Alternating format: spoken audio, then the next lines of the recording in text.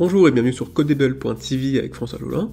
Aujourd'hui, on ouvre un podcast sur les enjeux de notre vie privée en 3 épisodes et on va commencer par révéler le business derrière nos données. Car oui, notre vie privée est collectée, agrégée et même mise aux enchères à chaque fois que vous connectez sur un site internet. On va donc découvrir l'état du marché autour de ce business de collecte de données sur internet.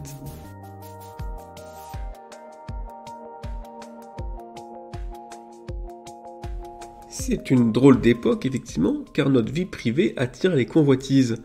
Pourtant, elle est justement privée. Mais depuis l'arrivée d'Internet et de l'informatique, nous pouvons être traqués dans nos moindres faits et gestes dans notre vie en ligne. Gallimard ne sait rien de nos lectures, mais Amazon connaît tous nos achats et nous observe lire sur sa liseuse Kindle. Universal ne connaît pas nos goûts musicaux, mais Spotify sait chaque seconde qu'on écoute. Le barman n'a que faire de nos conversations entre amis. Facebook les analyse toutes. Maintenant qu'une grande partie de nos vies est numérique, notre vie privée est devenue une bataille où s'affrontent les violeurs de vie privée et les défenseurs de nos vies privées. Nous allons analyser les différents acteurs et le business des données sur Internet. Pour ceux qui veulent se protéger, je vous invite à regarder une de mes vidéos sur le sujet. Alors bien sûr, quand on pense aux violeurs de vie privée, on pense bien sûr à Facebook, Google ou Microsoft. À eux trois, ils gèrent les principaux messages envoyés par Internet avec Messenger, WhatsApp, Gmail et Outlook.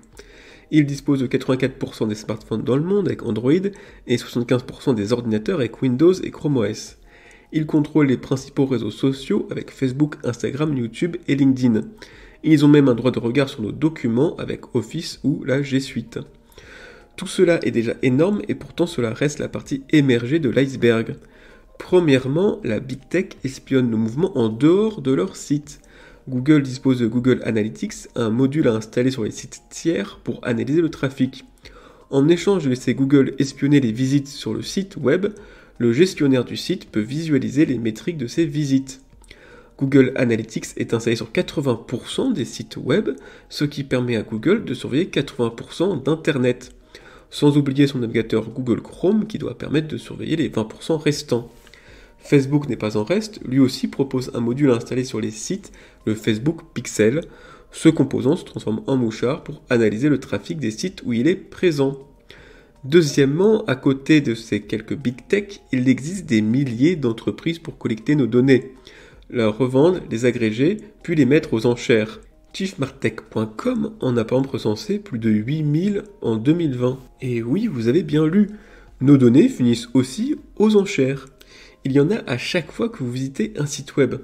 Par exemple, vous naviguez sur Internet à la recherche de votre prochaine vacances.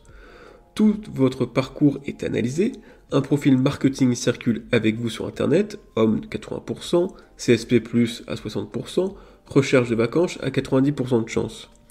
À chaque site visité, ce profil est mis aux enchères, ce qu'on appelle le programmatic advertising.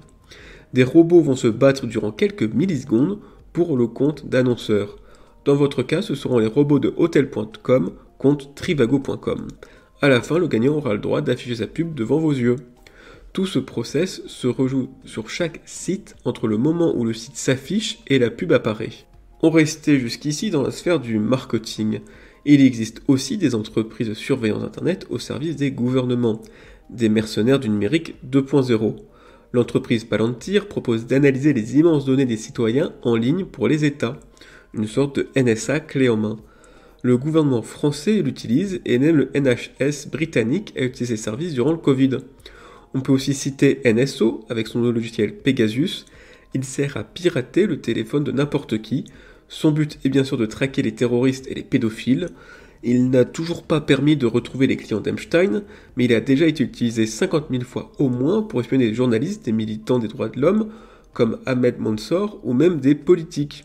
Le Maroc a utilisé ce logiciel pour espionner le téléphone personnel d'Emmanuel Macron. Heureusement, il existe des vrais acteurs qui militent pour notre vie privée.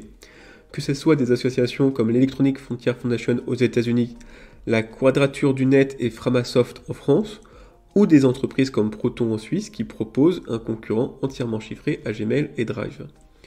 Encore une fois, pour ceux qui veulent plus de détails sur les applications et outils pour se protéger, je vous renvoie vers ma vidéo sur ce sujet. Mais certaines entreprises interrogent tout de même, telles Apple. Sur le papier, Apple se veut un anti-Google. Son business model repose sur la vente de produits et services aux consommateurs et non sur la collecte de données. D'un côté, Apple se donne les moyens, plus de sécurité T2 et capteurs biométriques sur tous leurs appareils pour chiffrer et mieux sécuriser, mise à jour fréquente et bug bounty pour éviter les failles, implémentation du chiffrement de bout en bout dans diverses apps pour qu'aucune donnée en clair ne circule dans leur serveur, meilleur cadrage et limite du traquage des apps tierces dans l'Apple Store. De l'autre, Apple reste une entreprise fermée. Ses appareils sont difficilement auditables, l'entreprise revendique tout de même la collecte de données sur l'App Store et l'App Bourse, elle était bien présente dans l'affaire Snowden comme entreprise qui travaille avec la NSA, le FBI lui demande souvent de retirer le chiffrement, et la Chine lui demande de retirer des apps pouvant aider les manifestants. Est-ce que Apple fait tout son possible pour protéger nos vies privées, ou surfe-t-elle sur un simple argument marketing ? On ne sait pas.